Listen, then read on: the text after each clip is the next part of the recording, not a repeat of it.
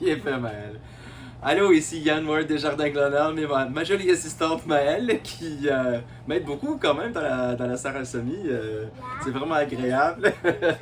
Je vais vous montrer aujourd'hui comment faire réussir vos semis à la maison.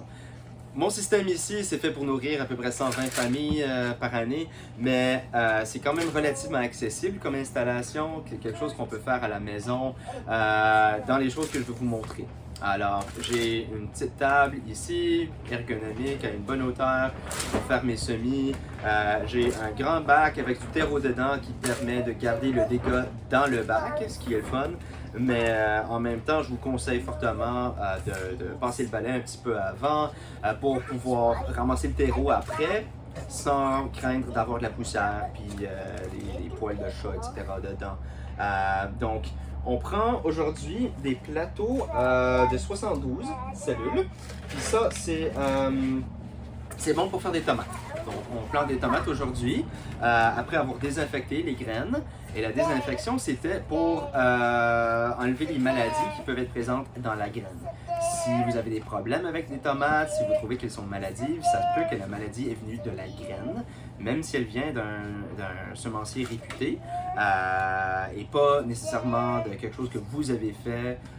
Nous, puisqu'on fait beaucoup de variétés ancestrales ou à saveur plus avantageuse, ça a tendance à être des variétés qui n'ont pas la même résistance que les variétés commerciales qu'on trouve à l'épicerie par exemple. Alors, on met toutes les chances de notre côté en faisant cette désinfection-là. La désinfection est faite, c'était dans notre dernière vidéo. On est rendu à remplir nos multicellules. On dit 72 en passant parce qu'il y a 72 cellules à l'intérieur du cadre. Pour des plus petites plantes, des laitues, etc., on va prendre des 128 qui ressemblent à ça, où il y a 128 cellules à l'intérieur. Donc, Maëlle fait un job extraordinaire de remplir le bac. Je vais vous montrer à quoi ça a l'air. Alors, pas le bac, le multicellule, finalement. Donc, elle est en train de tout remplir les cellules avec beaucoup de terre. Elle remplit bien comme il faut. Et puis, après, OK, Maëlle, c'est le temps de pousser. T'es prête? OK. Après, on rentre la terre dans les cellules. On pousse un peu parce que souvent, la terre va rester perchée. Et le problème, c'est que si il y a 75%, s'il y a une cellule qui a 75% du terreau des autres, ben, elle va avoir 75% des nutriments, 60% de la réserve d'eau, 70% de la réserve d'air. Alors, c'est une plante qui va souffrir. Elle va avoir besoin de plus d'arrosage et ça va juste pas marcher. Et c'est beaucoup plus facile de bien remplir les plateaux. Parfait, parfait. Veux-tu me montrer comment on fait? OK, on le laisse tomber. On le laisse tomber par terre. Ouais, juste là. Mais elle est en train de nous montrer la façon de vérifier si les cellules sont bien remplies. Alors avec les 72, c'est rarement un gros problème, mais on voit qu'il y a quand même certaines cellules qui ont beaucoup moins de terre que les autres. On va juste les remplir pour compléter.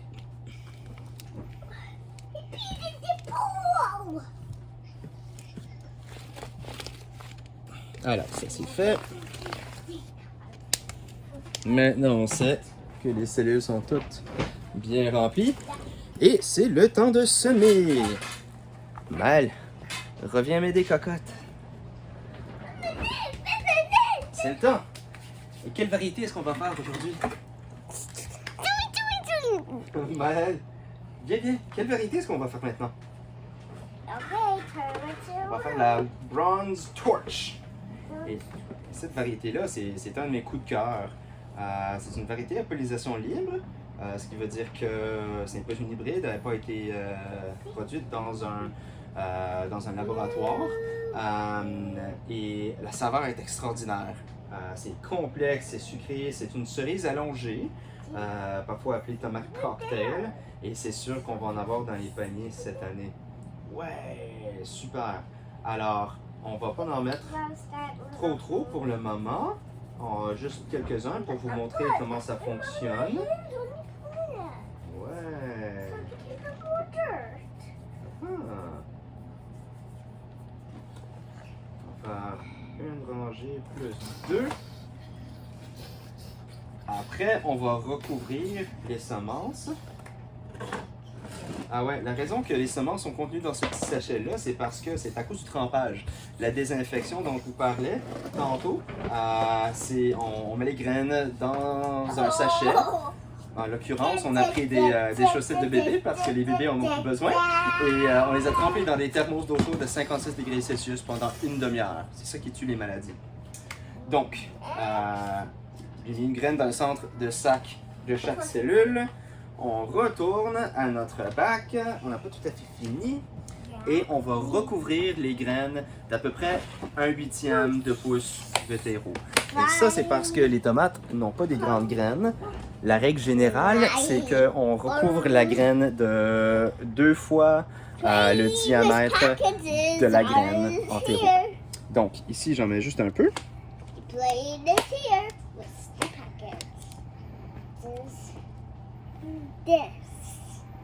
Pour un haricot, on mettrait de 3/4 de pouce à 1 pouce, sans problème.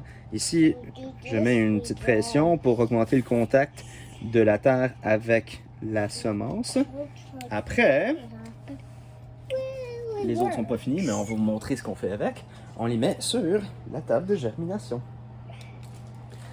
C'est une table chauffante qu'on a ici. Et la raison pour ça, c'est parce que la plupart des semences apprécient avoir une température plus élevée que la température ambiante. Ça fait une énorme différence au niveau de la maladie.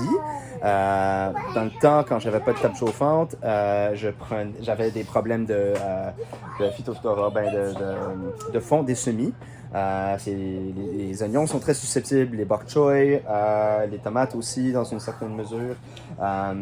Et depuis que j'ai une table chauffante, presque plus de problèmes. Vous allez remarquer que j'ai recouvert les semis de terreau humide. Le terreau était déjà humide. Et c'est quelque chose qu'on peut se permettre de faire quand on a assez de chaleur. Mais si vous n'avez pas de tapis chauffant, d'ailleurs on peut les acheter pas trop cher dans pas mal toutes les quincailleries, les centres de jardin, je vous conseillerais fortement de mettre un mélange de terreau pas trop humide.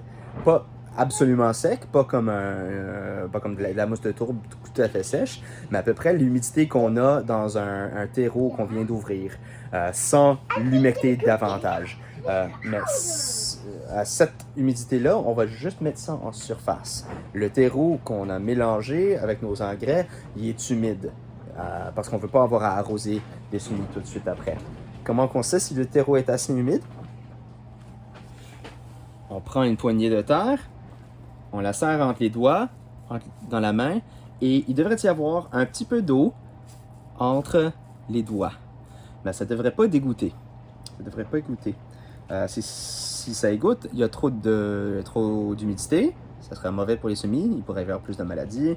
S'il n'y en a pas assez, les semences vont se dessécher plus rapidement et on peut avoir des problèmes de ce côté-là.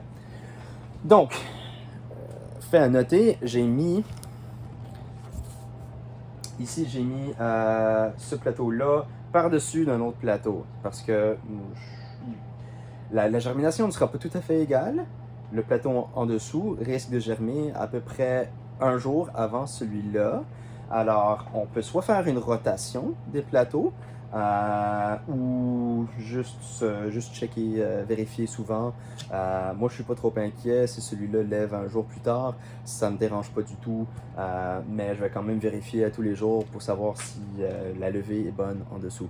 Si on utilise cette méthode-là pour profiter d'un espace réduit, je vous conseille fortement d'avoir une bonne ventilation dans la salle avec un ventilateur pour empêcher des maladies de se former sur la surface du plateau inférieur. Ça peut arriver. Ou bien faire la rotation des plateaux, ça peut aussi empêcher ce problème-là. La table présentement est assez pleine, c'est parce qu'on a énormément de gingembre de planter, puis ça prend longtemps à lever, ça peut prendre jusqu'à un mois, alors on profite de l'espace comme on peut. Cette toile ici, on peut la trouver aussi dans toutes les quincailleries, c'est une toile thermique, elle amène un petit peu de chaleur et elle protège aussi des insectes.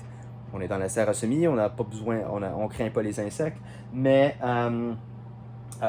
ici, ça sert à garder la température intérieure sur la table à 26 degrés. Moi, ma table, je peux mettre une consigne de 26 degrés, puis elle va toujours s'assurer que la terre dans les plateaux est à 26 degrés. Mais pour vous à la maison, si vous avez